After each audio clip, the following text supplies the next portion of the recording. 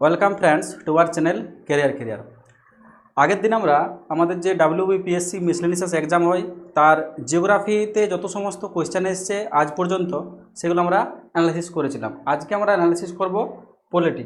ঠিক আছে, পলিটি আমাদের টিল ডেট এখনও পর্যন্ত যতগুলো পলিটিতে কোয়েশ্চেন এসেছে আমাদের পিএসসি মিসলেনিয়াস সেগুলো আজকে আমরা কোয়েশ্চেনগুলো দেখব এবং তার সাথে আমরা কোয়েশ্চেনগুলো যে অ্যানালাইসিস সেগুলো করে থাকবো। এই সমস্ত কোয়েশ্চেনগুলো আমাদের বিভিন্ন পরীক্ষাতে বা আমাদের পিএসসির যে মিসলেনিয়াস এক্সাম হবে কিছুদিন পর সেটাতেও কিন্তু রিপিট হতে পারে। ওকে, তার আগে বলে রাখি আমরা আমাদের কেরিয়ার প্ল্যাটফর্ম অনলাইনে আমরা নিয়ে এসেছি এবং সেখানে আমাদের অলরেডি ঝাড়খণ্ড টেটের একটা ক্লাস চলছে এবং আমাদের এছাড়াও পুলিশ আর কিছুদিনের মধ্যেই শুরু হচ্ছে, ওয়েস্ট বেঙ্গল পুলিশ বা কলকাতা পুলিশ এগুলো, এবং যথাশীঘ্রই আমরা যে পঞ্চায়েতে আমাদের একটা ভ্যাকেন্সি বার হওয়ার একটা সম্ভাবনা আছে, তো সেই সমস্ত কোর্সগুলোও তোমরা সবাই অনলাইনে অ্যাভেলেবেল পেয়ে যাবে। ওকে, তাহলে এই কোর্সগুলো অ্যাভেল করতে গেলে আমাদের যে প্লে স্টোর থেকে কেরিয়ার যে অ্যাপ্লিকেশান আছে সেটা ডাউনলোড করতে হবে। ওইখানে প্লে স্টোরে গিয়ে বড় হাতের কেরিয়ার এবং কেরিয়ার লিখবে, তাহলেই কিন্তু আমরা আমাদের ওই যে অ্যাপ্লিকেশান সেটা দেখতে পাবে। ওকে, চলো শুরু করে যাবে। তার আগে দেখো এখানে একটু বানান মিস্টেক আছে, ঠিক আছে, বানানটা একটু দেখে নেবে। তো প্রথম কোশ্চেন হচ্ছে, according to the constitution of India who is the ultimate sovereign. Sovereign মানে কি? সভরেন মানে হচ্ছে আমাদের সার্বভৌম, মানে আমাদের ভারতের যে সংবিধান আছে সেই সংবিধান অনুযায়ী আমাদের প্রকৃত সার্বভৌমকে। তাহলে আমাদের দেখো অপশানগুলো কী আছে, all elected representative of the legislative assembly, বা বিয়ে দেখো কি আছে prime minister of India, C হচ্ছে প্রেসিডেন্ট অফ ইন্ডিয়া, না অল সিটিজেন্স অফ ইন্ডিয়া। তাহলে আমাদের ভারতবর্ষের আলটিমেট সোভিরেন যারা, তারা কারা হচ্ছে আমাদের অল সিটিজেন্স অফ ইন্ডিয়া, মানে ভারতের সমস্ত নাগরিকে কিন্তু সার্বভৌম। খুবই ইম্পর্টেন্ট, আমাদের যে সার্বভৌম যে শব্দটা আছে সেটা আমাদের যে প্রিয়াম্বেল আছে, প্রস্তাবনা আছে, সেখানে কিন্তু আমরা দেখতে পাই। সার্বভৌম শব্দের অর্থ কি? সার্বভৌম শব্দের অর্থ হচ্ছে বৈদেশিক নিয়ন্ত্রণ মুক্ত। ওকে,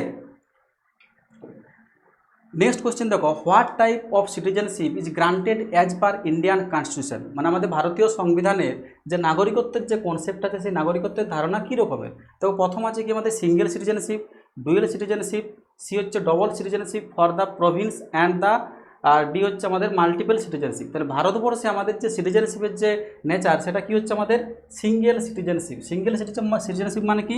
একক নাগরিকত্ব, একক নাগরিকত্ব। দেখবে আমরা ভারতের যখন সংবিধান পড়ি তখন আমরা কি দেখতে পাই? তখন আমরা দেখতে পাই ভারতের যে আমাদের নেচার সেটা আমাদের কি, সেটা হচ্ছে আমাদের ভারতে আমরা ফেডারেল স্ট্রাকচার আমরা দেখতে পাই। ফেডারেল মানে পুরোপুরি আমরা ফেডারেল স্ট্রাকচার দেখতে পাই না, আমরা বেসিক্যালি যে কোয়াসি ফেডারেল, বা যেটাকে আমরা বাংলায় কি বলি, বাংলায় বলে থাকি আধা যুক্তরাষ্ট্র, সেই আধা যুক্তরাষ্ট্র আমরা ভারতবর্ষে দেখতে পাই। তো ফেডারেল স্ট্রাকচার থাকা সত্ত্বেও আমাদের যদি সিটিজেনশিপ দেখি, সিটিজেনশিপ কিন্তু আমাদের কি আছে, সিঙ্গেল সিটিজেনশিপ কিন্তু আমরা ভারতবর্ষে দেখতে পাই। এই যে একক নাগরিকত্বের ধারণা, এটা আমরা নিয়েছিলাম কোনখান থেকে? এটা নিয়েছিলাম আমরা ইউকে থেকে, ইউনাইটেড কিংডম, বা আমাদের যে ব্রিটিশ যুক্তরাজ্য আছে ওই দেশ থেকে আমরা এই একক নাগরিকত্বের ধারণা নিয়েছিলাম। এখান থেকে আমরা আরেকটা কোশ্চেন হয়, দেখো অপশন বি দেখতে পাবে যে ডুয়েল সিটিজেনশিপ মানে হচ্ছে দ্বি নাগরিকত্ব। এই দ্বি নাগরিকত্ব আমরা কোথায় দেখতে পাই? তাহলে মনে রাখবে আমাদের খুবই একটি ইম্পর্টেন্ট কান্ট্রি ইউএসএ, আমেরিকা যুক্তরাষ্ট্রে আমরা দ্বি নাগরিকত্ব দেখতে পাই। কেন? কারণ আমাদের আমেরিকা যুক্তরাষ্ট্র কিন্তু পুরোপুরি ফেডারেল বা আমাদের যুক্তরাষ্ট্রীয় ব্যবস্থা দেখতে পাচ্ছি, তার জন্য ওখানে আমাদের কী আছে, ডুয়েল সিটিজেনশিপ বা দ্বি নাগরিকত্ব, এবং ভারতে আমাদের কী আছে, সিঙ্গেল সিটিজেনশিপ। এবং এই যে সিঙ্গেল সিটিজেনশিপ এটা নেওয়া হয়েছে কোন দেশের সংবিধান থেকে? এটা নেওয়া হয়েছে আমাদের ইউনাইটেড কিংডম বা আমাদের ব্রিটিশ যুক্তরাজ্যের যে সংবিধান সেখান থেকে। ওকে, চলো নেক্সট কোয়েশ্চেন দেখো। 3 নম্বর কোয়েশ্চেন হচ্ছে, under which prime minister in which year was the voting age in the Indian constitution was amended by reducing from 21 থেকে 21 টু 18, মানে 21 টু 18। মানেটা হচ্ছে যে আমাদের কোন প্রধানমন্ত্রীর আমলে বা কোন বছর আমাদের যে ভোটাধিকারের বয়স 21 থেকে কমিয়ে 18 করা হয়েছিল। খুবই ইম্পর্টেন্ট, বহুবার এই কোয়েশ্চেনটা আমাদের বিভিন্ন পরীক্ষায় রিপিট হয়েছে। তাহলে দেখো অপশান আমাদের কী আছে, অপশান দেখো প্রথমে আছে ইন্দিরা গান্ধী 1981, রাজীব গান্ধী 1989, না সি হচ্ছে নরসিংহ রাও 1992, না নান অফ দ্য অ্যাবাভ। তাহলে দেখো আমাদের অ্যান্সার কী হয়ে যায়? অ্যান্সার হচ্ছে আমাদের রাজীব গান্ধী 1989 সাল। ঠিক আছে, মানে আমাদের প্রাইম মিনিস্টার কে ছিলেন? রাজীব গান্ধী ছিলেন, এবং সালটা কত ছিল? 1990। এই সময় আমাদের ভোটাধিকারের বয়স 21 থেকে কমিয়ে কত করা হয়েছিল? 18 করা হয়েছিল। এখান থেকে আরেকটু তোমরা মনে রাখবে যে এই যে ঘটনাটা, যেটা আমাদের ভোটিং এজ 21 থেকে 18 করা হয়েছিল, এটা কখন করা হয়েছিল? এটা হয়েছিল আমাদের 61 মানে আমাদের 61তম যে আমাদের সংবিধান সংশোধন সেই সময় করা হয়েছিল, 61তম সংবিধান সংশোধন। ওকে, 61তম সংবিধান সংশোধন বা আমরা বলতে পারি 61st amendment act 1989। Prime minister কে ছিলেন? রাজীব গান্ধী। রাজীব গান্ধী হচ্ছে আমাদের ভারতের সর্বকনিষ্ঠ প্রধানমন্ত্রী। Next question. তো নেক্সট কোশ্চেন হচ্ছে, the concept secularism was incorporated into the preamble of the constitution by of India by Indian constitution course. দেখো মানে আমাদের বলা হচ্ছে যে আমাদের এই যে এটা ইগনোর করো, যে আমাদের এই যে সেকুলারিজম যে শব্দটা আছে, সেকুলারিজম শব্দটা আমাদের কখন আমাদের সংবিধান বা আমাদের যে প্রিয়াম্বেল আছে সেখানে ইনকর্পোরেটেড বা আমাদের যুক্ত করা হয়েছিল। তাহলে দেখো আমাদের সেকুলারিজম শব্দটা আমাদের সংবিধান অ্যাড হয় কখন? 42তম সংবিধান সংশোধন। 42তম সংবিধান সংশোধন কখন হয়েছিল? আমাদের 1976, 1976 সালে। এবং আমরা জানি যে এই 42তম সংবিধান সংশোধনে কী হয়, আমাদের সংবিধানের অনেক কিছু কিন্তু আমাদের পরিবর্তন বা সংশোধন হয়েছিল। তার জন্য একে আমরা কী বলে থাকি? তার জন্য আমরা এই 42তম সংবিধান সংশোধনটাকে আমরা মিনি কনস্টিটিউশন বলি। মিনি কনস্টিটিউশন কেন? বা বাংলায় কী বলি? ক্ষুদ্র সংস্করণ, সংবিধানের ক্ষুদ্র সংস্করণ। মানে এই সংশোধনীটার মানে বিস্তারটা এতটাই ছিল যে এটা একটা সংবিধান, ছোটোখাটো সংবিধান। তার জন্য আমরা কী বলছি? Mini constitution. আর এই যে আমাদের প্রিয়াম্বেলে নতুন শব্দ অ্যাড হয়েছিল সেকুলারিজম, তার কারণ কী ছিল? তার কারণ ছিল আমাদের 1973 সালে একটা কেস, সেটা হচ্ছে আমাদের কেশবানন্দ ভারতী কেস। কেশবানন্দ ভারতী কেস 1973। এই কেসের যে প্রেক্ষাপট, সেই প্রেক্ষাপটে বা ফলাফল, তার ফলেই কিন্তু আমাদের এই জিনিসটা কিন্তু ঘটেছিল। ওকে, তো নেক্সট কোশ্চেন হচ্ছে, the concept social justice is an integral part of the. আমাদের সোশ্যাল জাস্টিস মানে হচ্ছে সামাজিক ন্যায়। আমরা প্রিয়াম্বেলে পড়েছি, প্রিয়াম্বেলে আমরা জেনেছি যে আমাদের যে জাস্টিস একটা শব্দ আমরা পেয়েছি, তো সেই জাস্টিসকে আমরা 3 ভাগে ভাগ করছি। কী কী? একটা সোশ্যাল জাস্টিস, একটা ইকোনমিক জাস্টিস, একটা হচ্ছে পলিটিক্যাল জাস্টিস। তাহলে দেখো আমাদের অপশান কী হয়ে যাবে? দেখো অপশান বি আছে প্রিয়াম্বেল টু দ্য কনস্টিটিউশন। মানে আমাদের যে প্রস্তাবনা আছে সেখানে আমাদের এই সোশ্যাল জাস্টিসের আমাদের ধারণা আছে। Okay, next. Basic structure doctrine has been declared by the supreme Court. Basic স্ট্রাকচারের বাংলা কি? খুবই ইম্পর্ট্যান্ট, এই শব্দটা আমাদের মনে রাখতে হবে। বেসিক স্ট্রাকচারকে বাংলায় আমরা কি বলছি? মৌলিক কাঠামো।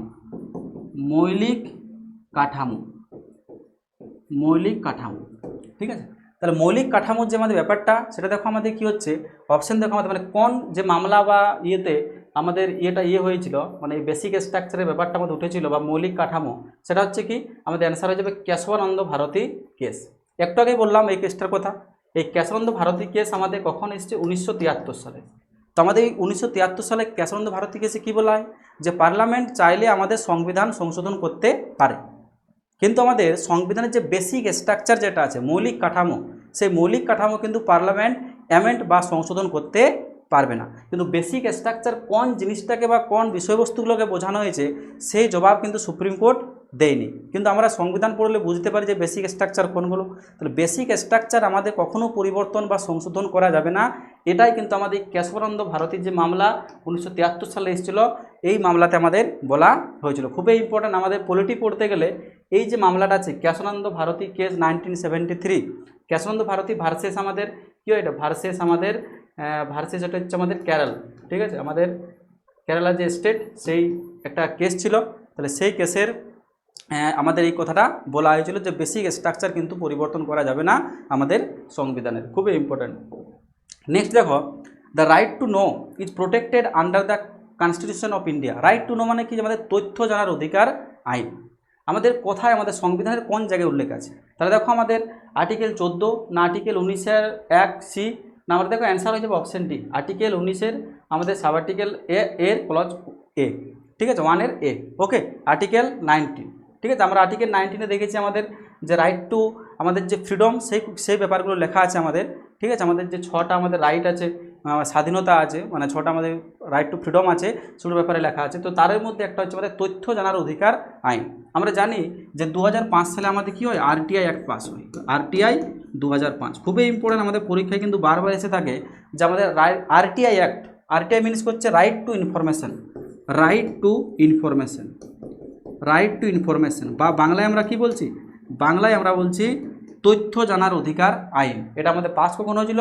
2005 সালে আমাদের তথ্য জানার অধিকার আইনটা পাস হয়েছিল। এটা কিন্তু আমাদের একটা মৌলিক অধিকার, এই তথ্য জানার অধিকার যে আইন, এটা হচ্ছে আমাদের একটা ফান্ডামেন্টাল রাইটস।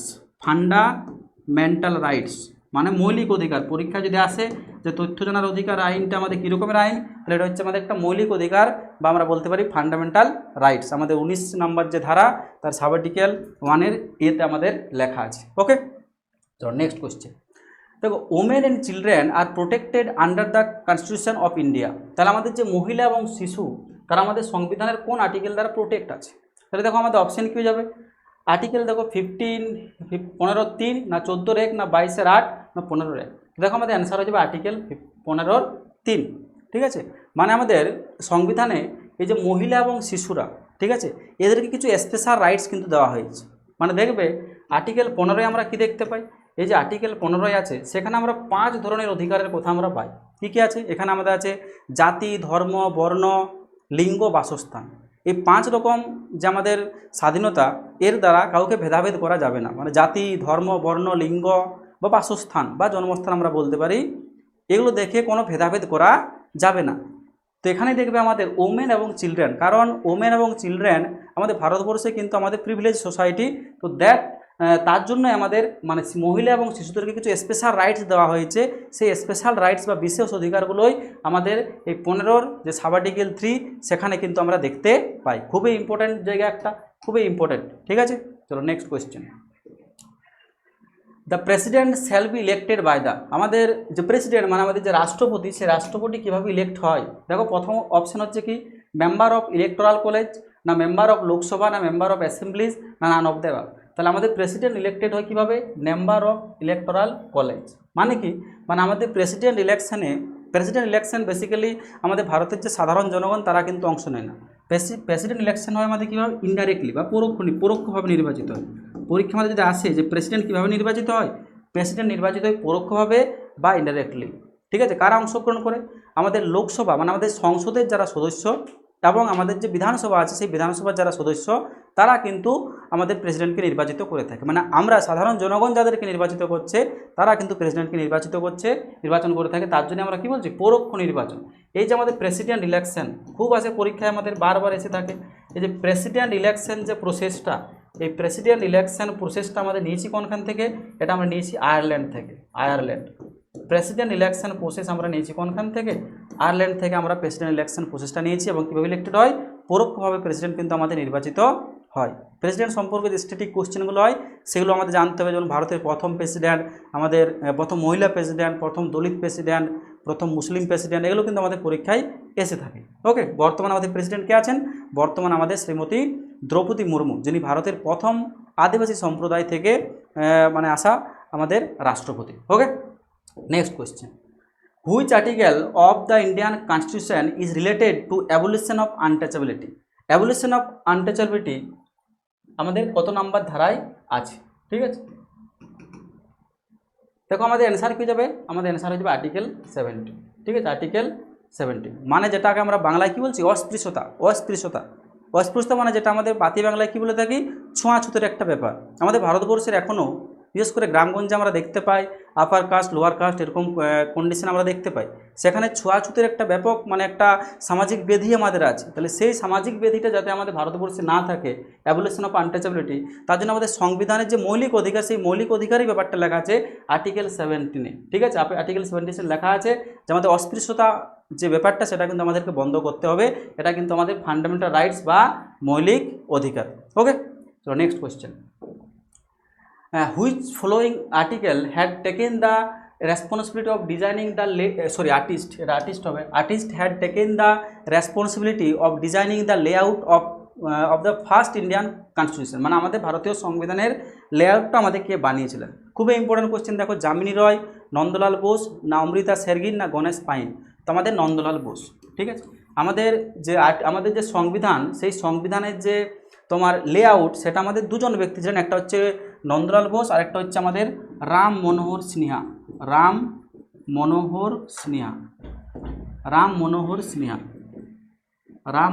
সিনহা। এই দুইজন ব্যক্তি আমাদের সংবিধানের যে প্রচ্ছদ, ঠিক আছে, আমরা কি বলতে পারি বাংলায়?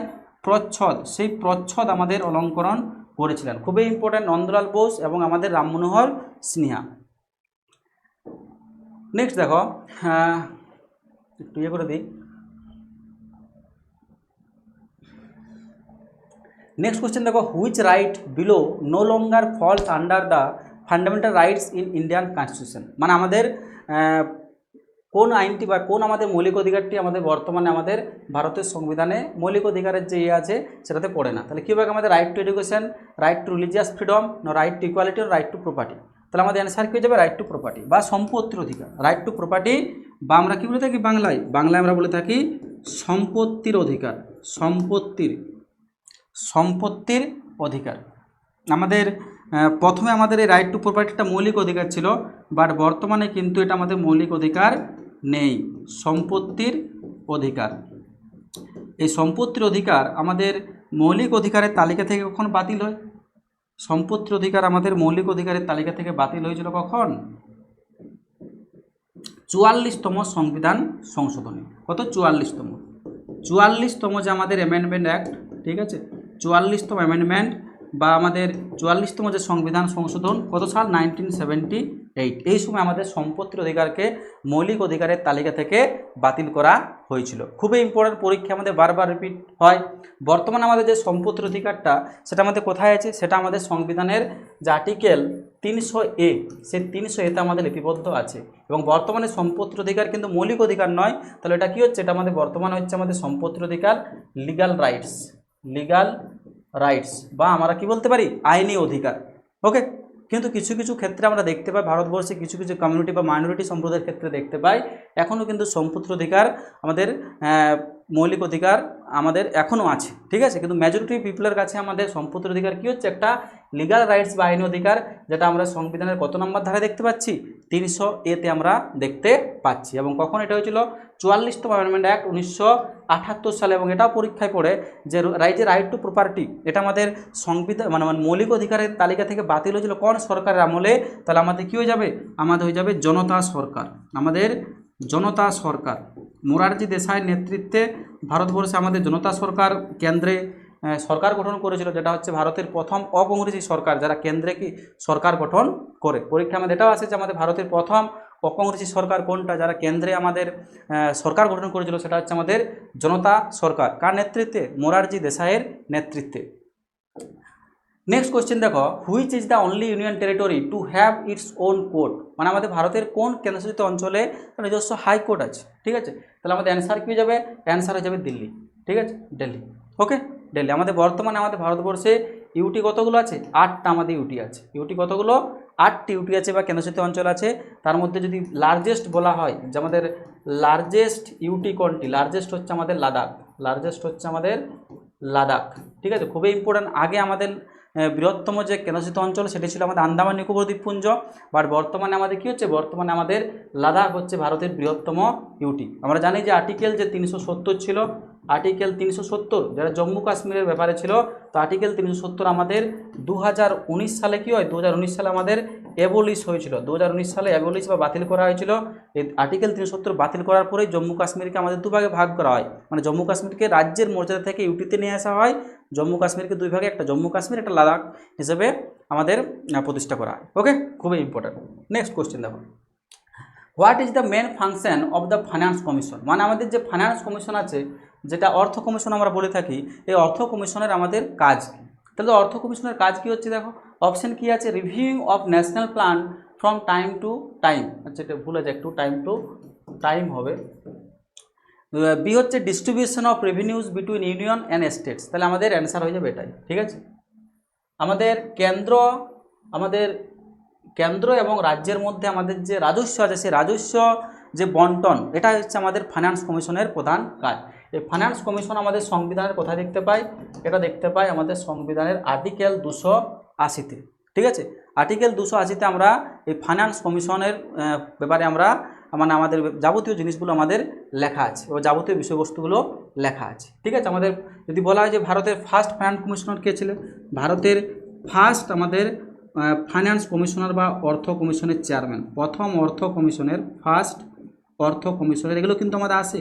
এই যে আমাদের কনস্টিটিউশনাল বডি যেগুলো আছে তাদের প্রথম চেয়ারম্যান বা আমাদের এই কোশ্চেনগুলো কিন্তু আমাদের এসে থাকে। তাহলে আমাদের ফার্স্ট অর্থ কমিশনের আমাদের চেয়ারম্যান কে ছিলেন? চেয়ারম্যান ছিলেন আমাদের কে.সি. নিয়োগী। কে.সি. নিয়োগী প্রথম অর্থ কমিশনের চেয়ারম্যান ছিলেন আমাদের কে.সি. নিয়োগী। আমাদের রাষ্ট্রপতি যিনি থাকেন আমাদের ভারতের প্রেসিডেন্ট রাষ্ট্রপতি যিনি থাকেন সেই রাষ্ট্রপতি কিন্তু আমাদের এই চেয়ারম্যানকে নিয়োগ করে থাকে, ওকে, অ্যাপয়েন্ট করে থাকে, খুবই ইম্পর্টেন্ট। নেক্সট কোশ্চেন দেখো, why are fundamental rights different from directive principle?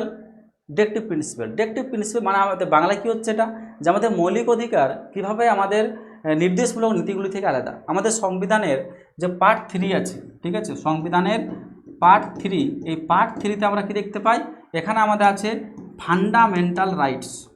আর যে পার্ট 4 আছে, পার্ট 4, এই পার্ট 4-এ আমরা কি দেখতে পাই, এখানে দেখতে পাই আমরা DPSP, directive principle of state policy. তাহলে দুটো আলাদা কীভাবে?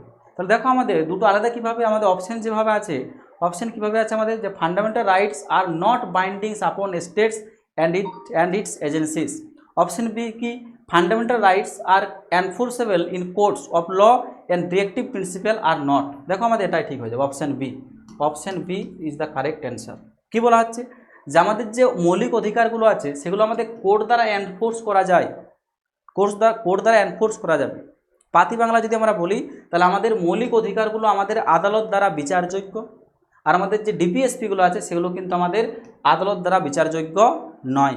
মানে আমাদের ফান্ডামেন্টাল রাইটস কী হচ্ছে আমাদের, এটা হচ্ছে আমাদের জাস্টিসিয়েবল, এটা হচ্ছে আমাদের জাস্টিসিয়েবল, আর যেটা আমাদের ডিপিএসপি সেগুলো হচ্ছে আমাদের নন জাস্টিসিয়েবল। খুবই ইম্পর্ট্যান্ট, ফান্ডামেন্টাল রাইটস হচ্ছে জাস্টিসিয়েবল আর আমাদের ডিপিএসপি কী হচ্ছে, নন জাস্টিসিয়েবল ইন নেচার, ওকে। তো next question, the words secular and socialist has been added to the preamble by which amendment? ঠিক আছে, তাহলে আমাদের যে সেকুলার ধর্মনিরপেক্ষতা এবং সোশ্যালিস্ট মানে সমাজতন্ত্র, এই শব্দ দুটি আমাদের কোন সংবিধান সংশোধনে আমাদের যুক্ত হয়েছিল আমাদের প্রস্তাবনাতে? ঠিক আছে, তাহলে দেখো আমাদের অ্যান্সার কী হয়ে যাবে, 42তম সংবিধান সংশোধন, 42nd অ্যামেন্ডমেন্ট অ্যাক্ট 1976। এই সময় আমাদের প্রস্তাবনা থেকে এখনও পর্যন্ত, প্রস্তাবনা টিল ডেট এখনও পর্যন্ত আমাদের একবারেই সংশোধন হয়েছে, এবং সেটা কখন হয়েছে, সেটা হয়েছে আমাদের এই 1976 সাল 42তম সংবিধান সংশোধন, এবং একবার সংশোধন হয় এবং 3টা শব্দ আমাদের অ্যাড হয়, কি একটা হচ্ছে সেকুলার, একটা সোশ্যালিস্ট, আরেকটা হচ্ছে আমাদের কি ইন্টিগ্রিটি, আরেকটা হচ্ছে আমাদের ইন্টিগ্রিটি বা যেটা আমরা বলে থাকি ঐক্য। ঠিক আছে, এই 3টে শব্দ কিন্তু আমাদের যুক্ত হয়েছিল। নেক্সট কোয়েশ্চেন দেখো, by which constitutional amendment GST has been introduced in India? তাহলে আমাদের যে জিএসটি আছে, জিএসটির ফুল ফর্ম কি, গুডস অ্যান্ড সার্ভিসেস ট্যাক্স, বা আমরা কি বলে থাকি পণ্য ও পরিষেবা কর। পণ্য এবং পরিষেবা কর আমাদের কততম সংবিধান সংশোধনীতে অ্যাড হয়েছিল? তাহলে আমাদের অ্যান্সার কী হয়ে যাবে, 101তম সংবিধান সংশোধনীতে আমাদের পণ্য এবং পরিষেবা কর আমাদের ইনকর্পোরেটেড হয়। এবং পণ্য পরিষেবা কর যদি আমরা দেখি, ঠিক আছে, আমাদের যে 101তম বললাম, এবং আমাদের পণ্য পরিষেবা কর, আমরা পণ্য পরিষেবা কর নিয়ে আমি তোমাদের মানে আমাদের যে ইন্ডিয়ান ইকোনমিতে যে আমাদের ট্যাক্স স্ট্রাকচার আছে বা ট্যাক্স সিস্টেম আছে, সেটা যখন পড়াবো তখন আমরা জিএসটি বা আরও যে আমাদের ট্যাক্সগুলো আছে, ডাইরেক্ট ট্যাক্স, ইনডাইরেক্ট ট্যাক্স, সেগুলো সম্পর্কে আমি ডিটেলস আলোচনা করব, ওকে। নেক্সট কোয়েশ্চেন দেখো, anti defection law under the constitution of India is elaborated in, আমাদের যে অ্যান্টি ডিফেকশন ল মানে কি হচ্ছে আমাদের দলত্যাগ বিরোধী আইন। বাংলায় আমরা কি বলছি, বাংলায় বলছি আমরা দলত্যাগ বিরোধী আইন, অ্যান্টি ডিফেকশন ল। এটা আমাদের কততম তপশিলিতে আছে? তাহলে দেখো আমাদের 10th, 9th, 8th না 7th, তাহলে আমাদের অ্যান্টি ডিফেকশন ল আমাদের 10তম যে আমাদের তপশিলি আছে, সেই 10তম তপশিলি আমরা দেখতে পাই অ্যান্টি ডিফেকশন ল, যেটা আমাদের 52তম সংবিধান সংশোধন 1985 সালে আমাদের তপশিলিতে মানে আমাদের সংবিধানে যুক্ত হয়েছিল বা তপশিলিতে অ্যাড হয়। ঠিক আছে, অ্যান্টি ডিফেকশন ল মানে দলত্যাগ বিরোধী আইন। দলত্যাগ বিরোধী আইন মানে কি, মানে আমাদের যে রাজনৈতিক দলগুলো আছে, ঠিক আছে, সেই রাজনৈতিক দলগুলো যে আছে, ধরো বিজেপি, ঠিক আছে, কংগ্রেস, এদের যারা মেম্বার বা সদস্য, ঠিক আছে, তারা যখন দল পরিবর্তন করে, সেই দল পরিবর্তন করার একটা আদর্শ বা আরও কিছু আমাদের কাজকর্ম থাকে, সেগুলো মেনে করা উচিত। যদি না করে থাকে তাহলে কিন্তু সেই দল বা তারা কিন্তু ব্যবস্থা নিতে পারে, সেটা হচ্ছে অ্যান্টি ডিফেকশন ল। আমাদের পরীক্ষায় আসে যে অ্যান্টি ডিফেকশন ল বা দলত্যাগ বিরোধী আইন আমাদের কোন প্রধানমন্ত্রীর আমলে ভারতবর্ষে এটা আমাদের এসেছিল, তাহলে আমাদের অ্যান্সার কী যাবে, রাজীব গান্ধী। খুবই ইম্পর্ট্যান্ট, অ্যান্টি ডিফেকশন ল হচ্ছে আমাদের রাজীব গান্ধীর আমলে আমাদের ভারতবর্ষে ভারতের যে সংবিধান সেই সংবিধানে কিন্তু অ্যাড হয় তপশিলিতে। নেক্সট কোশ্চেন দেখো, what is the maximum gap allowed between two parliamentary session. আমাদের যে সংসদের যে অধিবেশন, এটা হচ্ছে আমাদের অধিবেশন, সংসদের অধিবেশন, সেশন মিনস হচ্ছে অধিবেশন। আমাদের সংসদে যে অধিবেশন হচ্ছে, তো দুটো অধিবেশনের মধ্যে ম্যাক্সিমাম গ্যাপ আমাদের কত থাকা দরকার বা কত থাকতে হবে, ঠিক আছে, ম্যাক্সিমাম গ্যাপ। ওকে, তাহলে আমাদের কত হবে দেখো 6 মাস, 6 মান্থস, ঠিক আছে, 6 মান্থস। আমাদের দুটো অধিবেশনের মধ্যে যে গ্যাপ সেটা 6 মাসের কিন্তু বেশি হবে না, নট মোর দ্যান 6 মান্থস। আমরা জানি যে আমাদের সংসদে 3 ধরনের অধিবেশন হয়, কি কি, একটা হচ্ছে আমাদের সামার অধিবেশন, একটা হচ্ছে আমাদের সামার বা আমরা বলতে পারি মনসুন, একটা হচ্ছে মনসুন সামার বা মনসুন সেশন, বা আমরা গ্রীষ্মকালীন অধিবেশনও বলতে পারি। একটা হচ্ছে আমাদের কি, একটা হচ্ছে আমাদের উইন্টার সেশন, একটা হচ্ছে আমাদের উইন্টার সেশন, আর একটা হচ্ছে আমাদের বাজেট অধিবেশন বা বাজেট সেশন, ঠিক আছে। তাহলে আমাদের সংসদে 3টে অধিবেশন হয়, সামার বা মনসুন সেশন, একটা উইন্টার সেশন, একটা হচ্ছে আমাদের বাজেট সেশন বা বাজেট অধিবেশন। ওকে, মনে রাখবে। তার মধ্যে যদি বলা হয় যে আমাদের আচ্ছা ঠিক আছে, ওগুলোই মনে রাখবে। দেখো নেক্সট হচ্ছে the constituent assembly was formed on the basis. আমাদের যে গণপরিষদ, এই যে কনস্টিটিউশন অ্যাসেম্বলি মানে কি, গণপরিষদ। আমাদের গণপরিষদ আমাদের ফরমেশন হয়েছিল কীভাবে, কার ভিত্তিতে, এটা হয়েছিল আমাদের cabinet mission plan 1946। Cabinet mission plan, cabinet যে মিশন প্ল্যান, সেই ক্যাবিনেট মিশন প্ল্যানের দ্বারাই আমাদের গণপরিষদ তৈরি করা হয়েছিল। খুবই ইম্পর্ট্যান্ট এই ক্যাবিনেট মিশন প্ল্যান। আমাদের এই ক্যাবিনেট মিশন প্ল্যানের সদস্য কারা ছিলেন, পরীক্ষায় পড়ে আমাদের ক্যাবিনেট মিশন প্ল্যানের সদস্য কারা ছিলেন, 3 জন ছিলেন সদস্য, 3 জন মেম্বার ছিলেন। কে? একটা হচ্ছে আমাদের প্যাথিক লরেন্স, একটা হচ্ছে আমাদের প্যাথিক লরেন্স, একটা হচ্ছে প্যাথিক লরেন্স। আমাদের নেক্সট হচ্ছে স্ট্যাফোর্ড ক্রিপস ও এভি আলেকজান্ডার। তাহলে আমাদের ক্যাবিনেট মিশন প্ল্যানের 3 জন সদস্য ছিলেন, একটা হচ্ছে প্যাথিক লরেন্স, একটা হচ্ছে আমাদের স্ট্যাফোর্ড ক্রিপস, আর একজন হচ্ছেন আমাদের এভি আলেকজান্ডার। আমাদের 1946 সালে ক্যাবিনেট মিশন প্ল্যান ভারতবর্ষে আসে এবং তারা ভারতীয়দের জন্য সংবিধান রচনা করার জন্য আমাদের গণপরিষদ নামক একটি সংস্থা প্রতিষ্ঠা বা গঠন করেন। ওকে, তো নেক্সট কোশ্চেন হচ্ছে, which is the only union territory to have its own code. আচ্ছা, একটু আগে এটা আমরা আলোচনা করলাম, রিপিট হয়ে গেছে। নেক্সট দেখো, the impact of green revolution in India was felt most in case of. মানে আমাদের ভারতবর্ষে যে সবুজ বিপ্লব হয়েছিল সেটা আমাদের কিসের মানে কোন আমাদের ফসলের সবচেয়ে বেশি আমরা দেখতে পেয়েছিলাম, তাহলে আমাদের কী হবে, হুইট, গম। আমাদের ভারতবর্ষে সবুজ বিপ্লব হয়, সেই সবুজ বিপ্লব কিন্তু আমাদের সাকসেসফুল যেটাতে সবচেয়ে বেশি হয় সেটা হচ্ছে আমাদের গম বা হুইট প্রোডাকশন। আমরা জানি আমাদের সবুজ বিপ্লব কখন হয়েছিল, আমাদের 1960-এর যে দশক, 1960-এর দশকে আমাদের ভারতবর্ষে সবুজ বিপ্লব হয় 1960-এর দশকে, বা পার্টিকুলার যদি আমরা সাল বলে থাকি তাহলে আমরা বলতে পারি 1966-67 সালগুলোতে আমাদের ভারতবর্ষে সবুজ বিপ্লব সংগঠিত হয়। ঠিক আছে, আমাদের পরীক্ষা আসে যে সবুজ বিপ্লব যেটা আছে আমাদের ভারতের সবুজ বিপ্লবের জনক, পরীক্ষা আমাদের আসে, কোয়েশ্চেন জানতে হবে আমাদের, খুবই পাতি কোয়েশ্চেন এগুলো। সবুজ বিপ্লবের জনককে ভারতবর্ষের ক্ষেত্রে যদি বলা হয় তাহলে কে হয়, আমাদের এম.এস. স্বামীনাথন। ভারতবর্ষে আমাদের সবুজ বিপ্লবের জনক হচ্ছেন আমাদের এম.এস. স্বামীনাথন।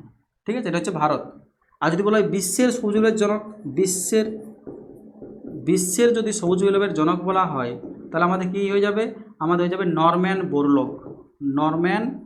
বোরলগ। খুবই important, Norman Borlaug.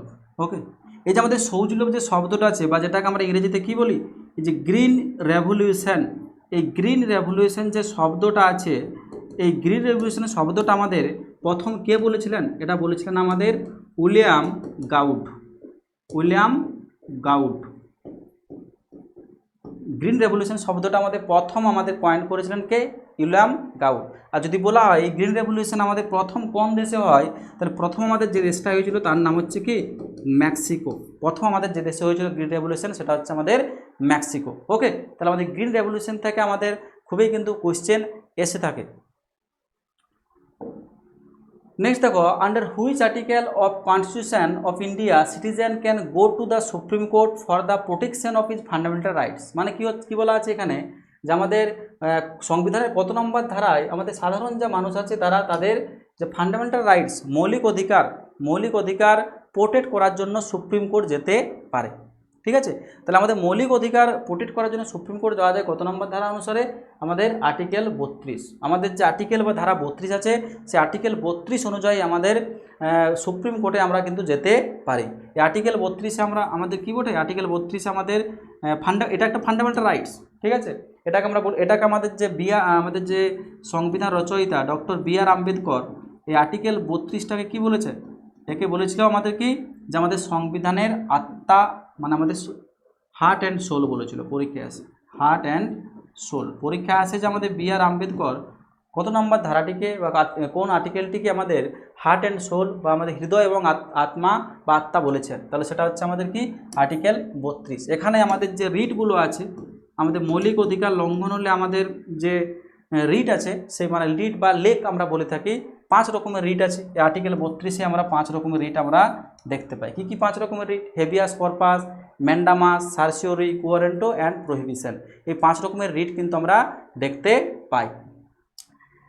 Next question দেখো, how many fundamental duties have been incorporated in the constitution. মানে আমাদের সংবিধানে যে মৌলিক কর্তব্য কতগুলো আছে, তাহলে দেখো অ্যান্সার কি 5, 7, 10 না 11। তাহলে বর্তমানে কতগুলো আছে?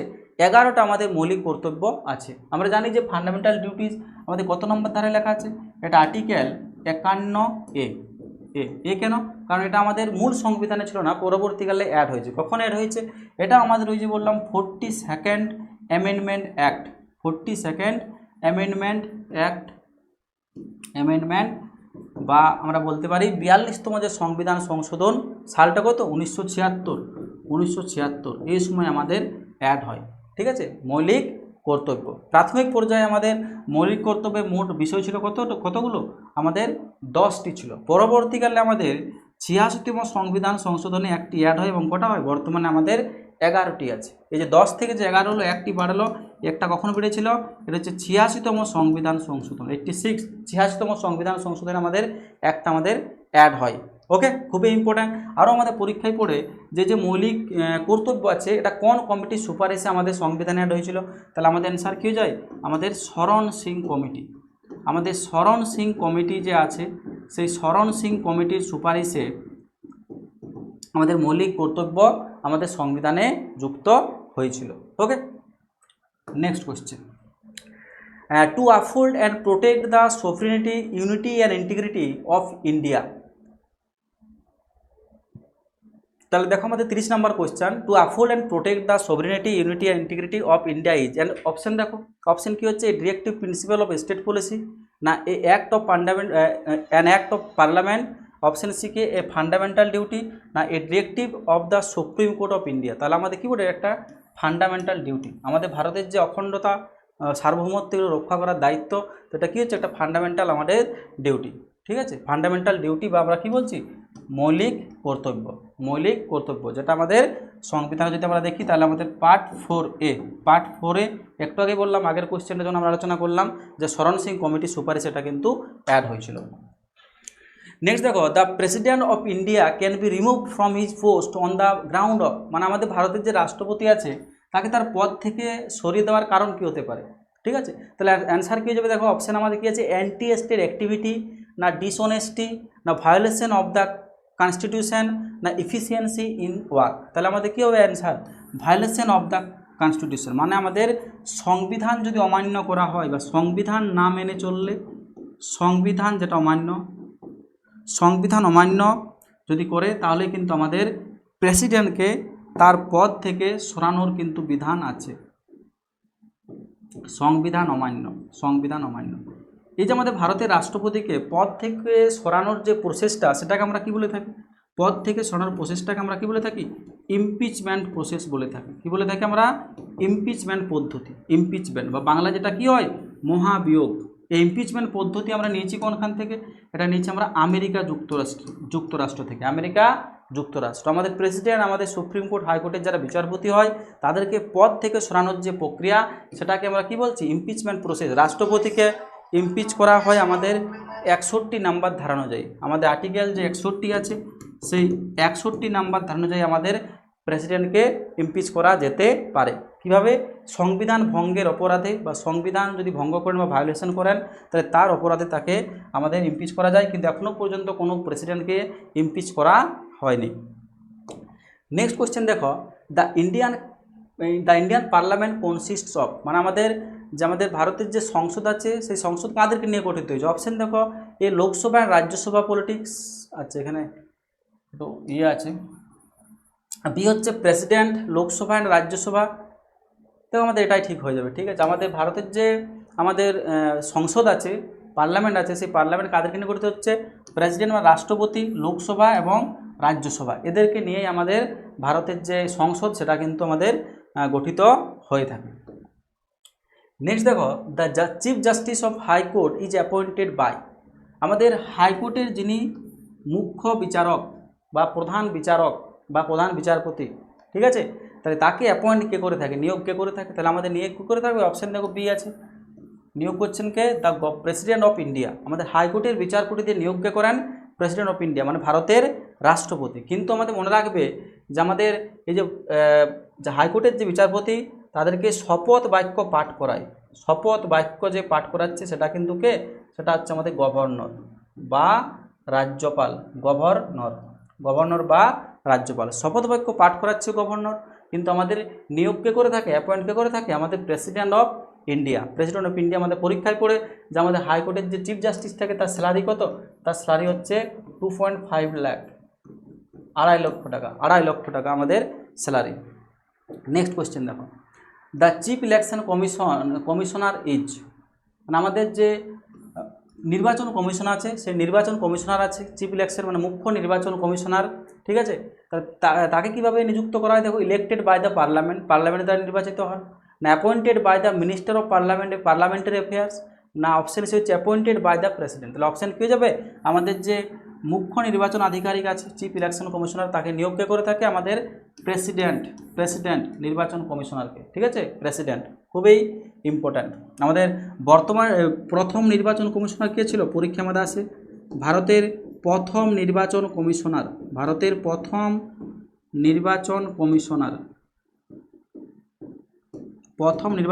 কে ছিলেন?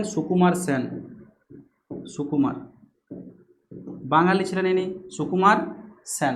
ওকে, সুকুমার সেন। এবং এখন কে আছে? এখন বর্তমানে জ্ঞানেশ কুমার আছে।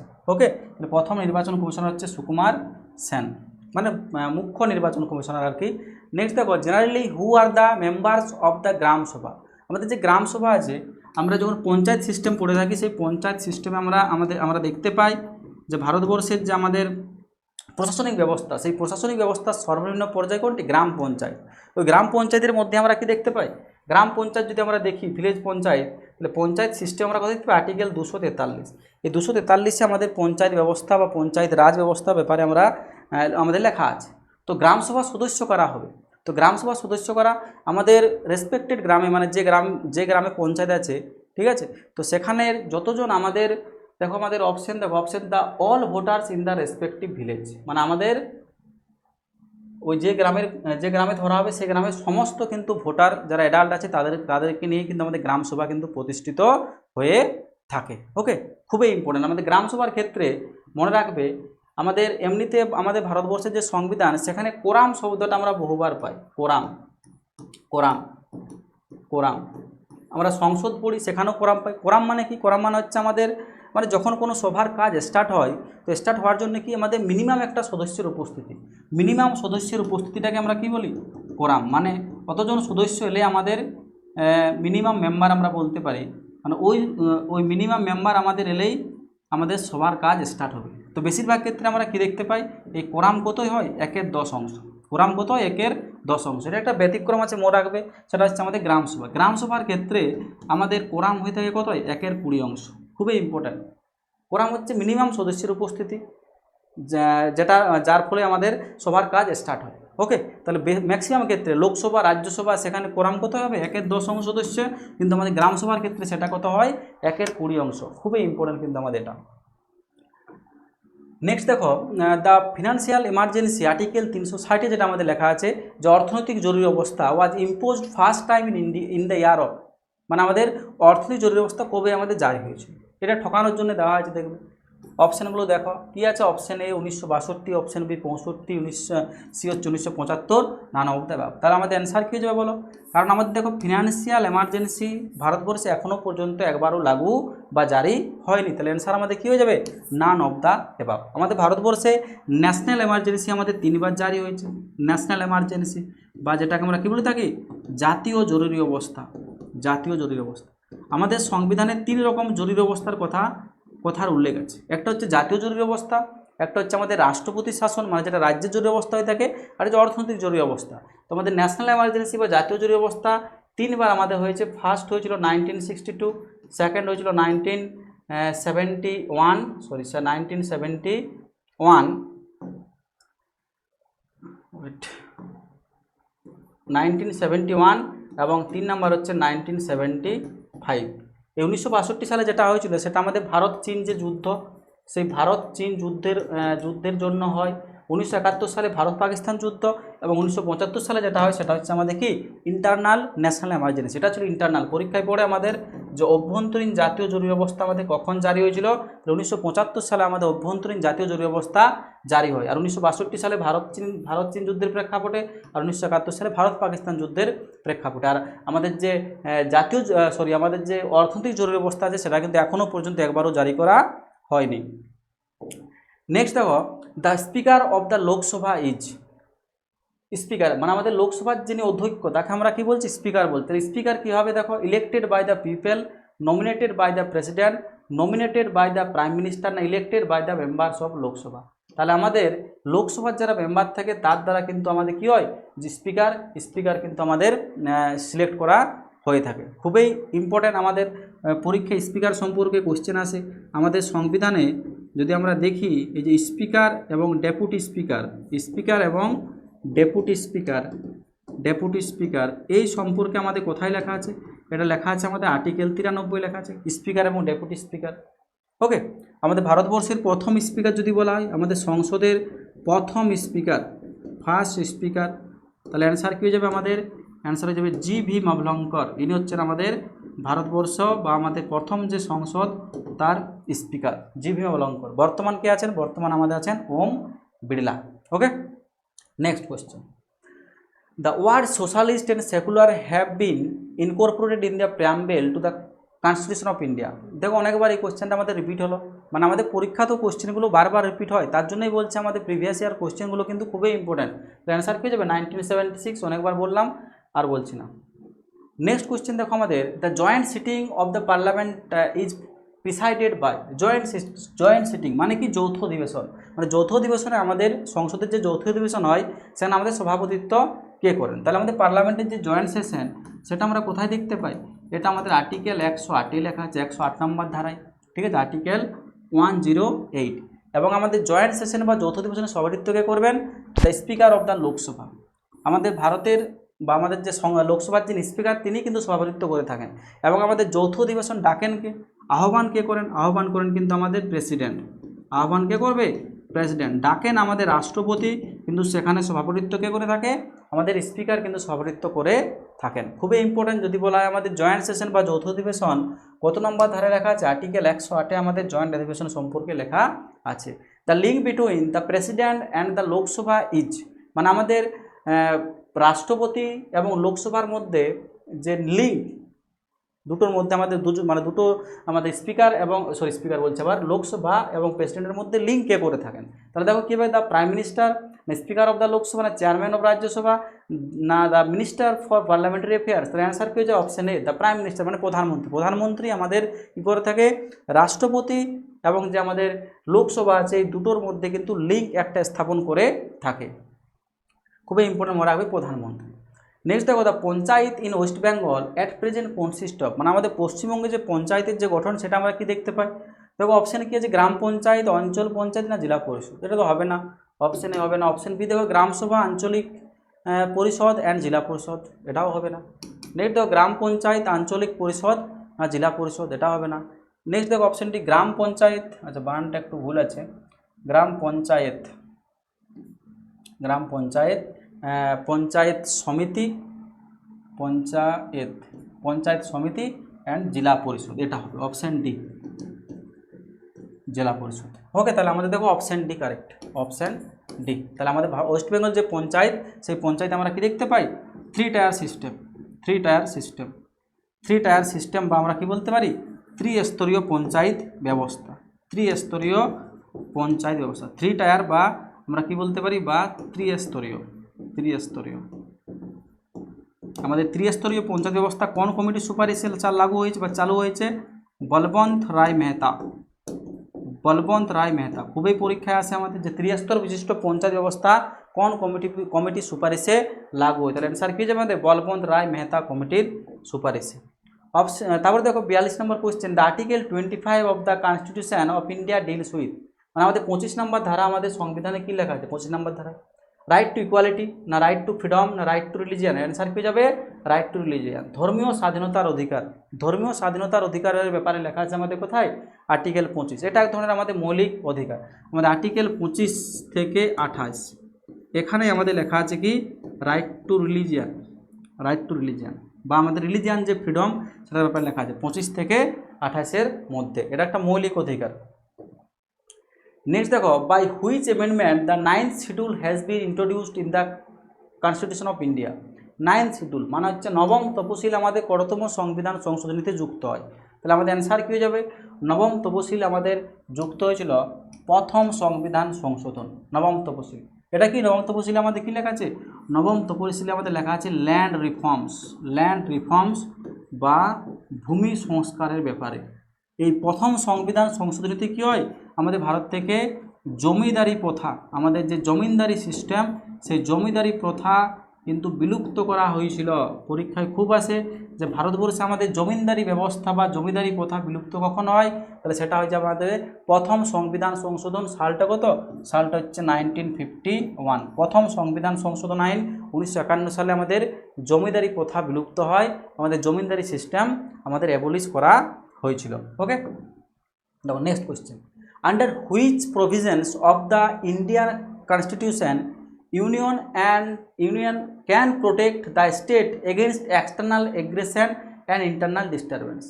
মানেটা কি হচ্ছে? যে আমাদের ভারতীয় সংবিধানের কত নম্বর ধারায় লেখা আছে যে কি, যে আমাদের ইউনিয়ন মানে কেন্দ্র আমাদের রাজ্যকে এক্সটার্নাল এগ্রেশন মানে বৈদেশিক যে আমাদের অ্যাগ্রেশন বা হামলা বলতে পারো, বৈদেশিক যে আমাদের এগ্রেশন বা ইন্টারনাল ডিস্টারবেন্স বা আমাদের অভ্যন্তরীণ যে ঝামেলাগুলো আছে সেগুলোর থেকে আমাদের রক্ষা করে।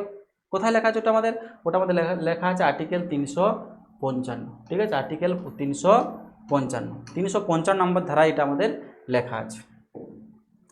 নেক্সট কোয়েশ্চেন দেখো, what is the average rate of growth of the Indian economy during the 11th plan period? আচ্ছা আচ্ছা, এটা আমাদের ইকোনমি থেকে কোয়েশ্চেনটা হয়ে গেছে। তা বলে দিচ্ছি তবে অ্যান্সারটা আমাদের 11তম মধ্যে আমাদের যে প্ল্যান ছিল, মানে আমাদের এখানে তোমার ওই পঞ্চবার্ষিকী পরিকল্পনার কথা বলা হচ্ছে, সে সময় আমাদের ভারতের গ্রোথ রেট কত ছিল? তাহলে অ্যান্সার হয়ে যায় 8%। ঠিক আছে, এটা ইকোনমির কোয়েশ্চেন। নেক্সট দেখো, who is none as the father off white revolution in India?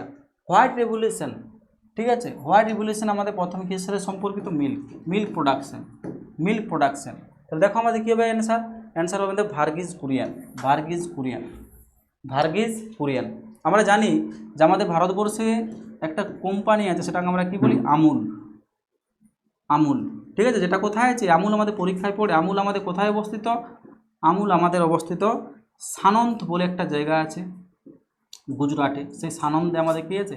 Sorry, সানন্দ বলছে আবার আনন্দ, জায়গাটার নাম হচ্ছে আনন্দ, সানন্দ নয় আনন্দ, এটা গুজরাটে আছে,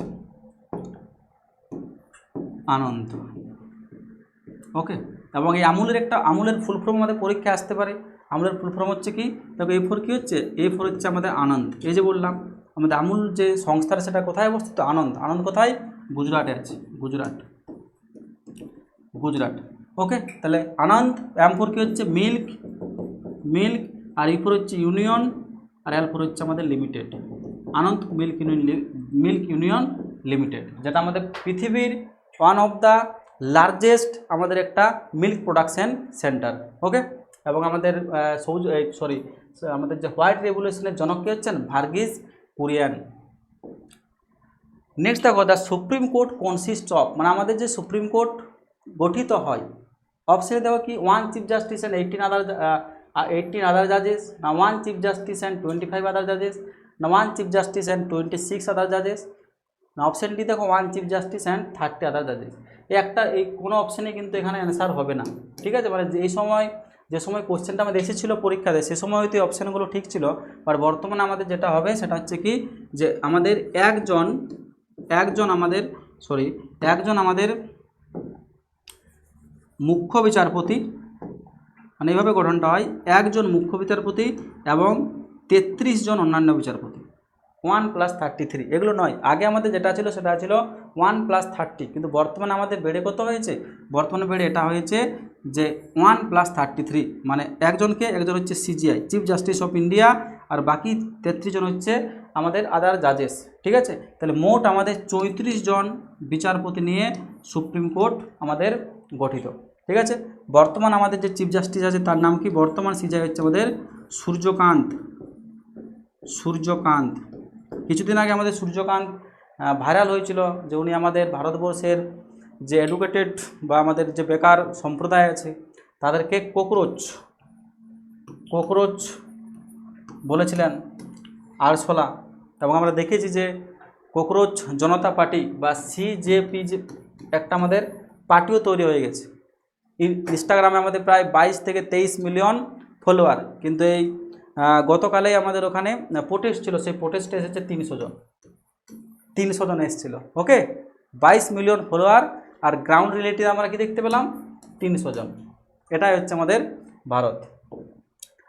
নেক্সট দেখো, the article 309 empowers parliament and state লেজিসলেচার্স, মানে আমাদের 309 নম্বর ধারায় আমাদের কি লেখা আছে, দেখো আমাদের এই 300 নম্বর ধারায় আমাদের যে পাবলিক সার্ভিস, আমাদের যে ইউপিএসসির ব্যাপারগুলো লেখা আছে, দেখো কি লেখা আছে, to regulate the recruitment and conditions of service of the public services of the union and the state respectively. এটাই আমাদের অ্যান্সার হবে, ঠিক আছে। মানে আমাদের ভারতে দেখবে এই যে পিএসসি আছে না, পাবলিক সার্ভিস কমিশন, বা যেটাকে আমরা কি বলি রাষ্ট্রকৃত কমিশন, কোথায় লেখা আছে আমাদের, এটা লেখা আছে আমাদের আর্টিকেল 315, ঠিক আছে। আর্টিকেল 315 আমরা দেখতে পাই যে পিএসসিকে আমরা কত ভাগে ভাগ করি, আমাদের 3টা ভাগ আছে। কি আছে, একটা হচ্ছে UPSC union public service commission, যারা কেন্দ্র সরকারের জন্য কর্মী চয়ন করে থাকে। একটা হচ্ছে আমাদের এসপিএসসি মানে স্টেট পাবলিক সার্ভিস কমিশন, যেমন আমাদের ওয়েস্ট বেঙ্গলে আমাদের কি আছে ডাব্লিউবিপিএসসি, এটা একটা আমাদের এসপিএসসি। আরেকটা আমাদের হয় আরেক রকম রয়েছে, সেটাকে আমরা বলে থাকি জেপিএসসি মিনস হচ্ছে জয়েন্ট পাবলিক সার্ভিস কমিশন। মানে আমাদের কোনো রাজ্য যদি চায় যে আমরা পৃথক রাজ্য, মানে আমাদের পিএসসি না তৈরি করে 2 বা 3টে রাজ্য মিলে একটা যদি আমাদের পিএসসি বানায়, সেটাকে আমরা কি বলবো জেপিএসসি, জয়েন্ট পাবলিক সার্ভিস কমিশন। ওকে, যেগুলো আমাদের কোথায় লেখা আছে আর্টিকেল 315তে আমরা দেখতে পাই। তাহলে আমাদের আর্টিকেল 309 ব্যাপারটা লেখা আছে। আর আমাদের যে অল ইন্ডিয়া সার্ভিস আমরা কোনগুলোকে বলছি, এই যে আমাদের আইএস, আইপিএস এবং আমাদের আইএফএস, এই 3টে সার্ভিসকে আমরা কি বলছি all India service. All India সার্ভিসের ব্যাপারে কোথায় লেখা আছে আর্টিকেল 312, খুবই ইম্পর্টেন্ট। নেক্সট দেখো, when can ordinances be issued by the president. Ordinance মানে কি হচ্ছে অধ্যাদেশ আমাদের কখন জারি করা হয়ে থাকে, তাহলে অধ্যাদেশ বেসিক্যালি জারি হয় যখন পার্লামেন্ট আমাদের ছুটি থাকে, পার্লামেন্টে যখন সেশন আমাদের থাকে না। তাহলে দেখো অ্যান্সার আমাদের কী হয়ে যাবে, অ্যান্সার হয়ে যাবে when parliament is not in session. আচ্ছা, প্রথমেরটাই আমাদের হয়ে যাবে, কী লেখা আছে when parliament not in session, মানে যখন অধিবেশনের মধ্যে থাকে না তখন কিন্তু আমাদের রাষ্ট্রপতি অধ্যাদেশ জারি করতে পারে। কত নম্বর ধারণা অধ্যাদেশ জারি করে থাকে, আর্টিকেল 123, আর্টিকেল আমাদের যে ধারা 1, 2, 3, 123 অনুযায়ী আমাদের রাষ্ট্রপতি অধ্যাদেশ জারি করতে পারে। ওকে, সেমনি আমাদের যে রাজ্যে গভর্নর থাকেন, রাজ্যপাল থাকেন, ওই রাজ্যপালও কিন্তু আমাদের অর্ডিন্যান্স জারি করতে পারেন। রাজ্যপাল যদি জিজ্ঞেস করে যে কত নম্বর ধারা অনুযায়ী অর্ডিন্যান্স জারি করেন, তাহলে হয়ে যায় 213, আর যদি রাষ্ট্রপতি বলে তাহলে হয়ে যাবে আমাদের 123। ওকে, আচ্ছা দেখো আমাদের মিসলেনিয়াস যে এক্সাম, এই কোশ্চেনগুলোই আমাদের পলিটি থেকে এসেছিলো, ঠিক আছে। তোমরা যদি ভিডিওটা শেষ পর্যন্ত দেখে থাকো তাহলে অবশ্যই সাবস্ক্রাইব করবে। এবং নেক্সট দিন আমরা আমাদের জিওগ্রাফি আমি নিয়ে এসেছি, আজ আমরা পলিটি করলাম, নেক্সট দিন আমরা হিস্ট্রি করব এবং তারপরে আস্তে আস্তে আমাদের বাকি যে সায়েন্সের সাবজেক্টগুলো আছে সেগুলোর থেকেও আমরা করব এবং স্ট্যাটিক পোর্শনটা আমরা করব। ওকে।